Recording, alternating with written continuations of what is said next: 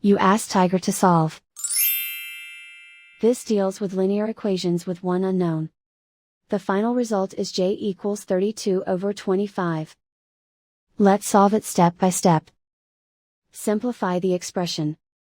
Expand the parentheses. Multiply the coefficients. Simplify the arithmetic. Group like terms. Combine like terms. Group all constants on the right side of the equation. Subtract 32 from both sides.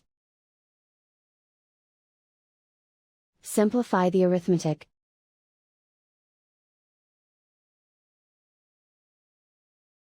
Isolate the j.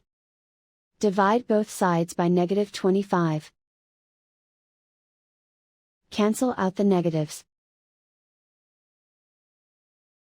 Simplify the fraction. Cancel out the negatives. And so the final result is j equals 32/25.